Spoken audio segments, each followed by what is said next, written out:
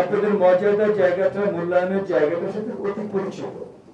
সেই জায়গা থেকে আপনাদের মূল্যায়ন যেন সঠিকভাবে হয় সেটা নিয়ে আমরা ইতিমধ্যে আমলে নিয়েছি এবং এটা আপনাদের সাথে আরো বৃহত্তর আলোচনা হবে। আমি একটা জিনিস গুরুত্ব দিয়ে বলবো যে এখন আপনারা আস্থা রাখতে পারেন, সকল কাজগুলো হবে, সকল মূল্যায়নগুলো হবে, শুধু আপনাদেরকে একটু সময় দিতে হবে। কারণ আমি এবং মন্ত্রী মহোদয় আমরা হুটহাট করে কিছু করতে চাই না। আপনাদের সাথে আলোচনার মাধ্যমে আমরা পলিসিগত চেঞ্জ এমন ভাবেই আনতে চাই যে আগামী 5 বছর পর, 7 বছর পর বা 8 বছর পর আবার এইভাবে করে আপনাদের এখানে না আসতে হয়। তখন আমরা দায়িত্ব থাকি, যেই দায়িত্ব থাকুক আপনাদের জন্য না আসতে হয়। সো এমন সলিউশনস আমরা আসতে চাই যে সলিউশনস গুলো লং টার্ম এফেক্টিভ হতে পারে। আর লং টার্ম এফেক্টিভ সলিউশন আপনারা শিক্ষক হিসেবেও, জ্ঞানী মানুষ হিসেবে আপনারা জানেন যে হঠাৎ করে হবে। আপনাদের অনেকগুলো দাবি আছে, কারিকুলাম রিলেটেড দাবি তো অত্যন্ত যৌক্তিক।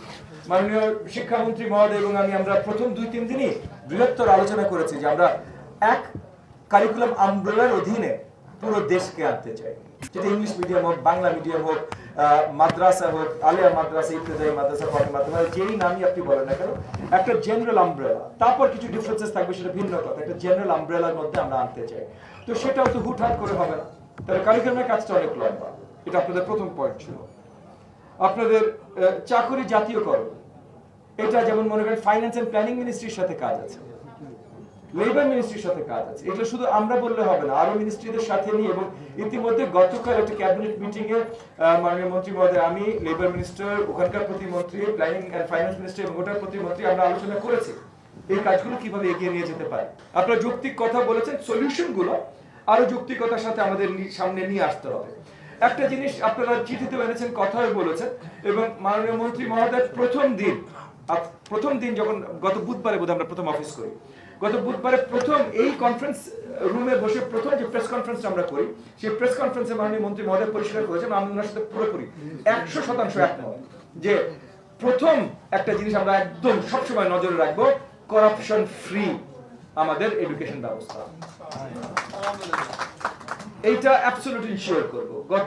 এর আগে যখন 5 বছর এই মন্ত্রণালয়ের দায়িত্বে ছিলেন মিলন ভাই, উনি কোন ধরনের করাপশনের সাথে জড়িত হন না এবং আমাদের রাজনৈতিক শত্রুরা কখনো ওনার নামে করাপশন চার্জ দিতে পারেনি।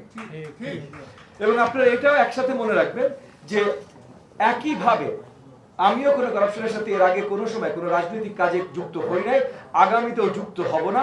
সো এই মন্ত্রণালয়ের মন্ত্রী প্রতিমন্ত্রী কোনো করাপশন করবে না,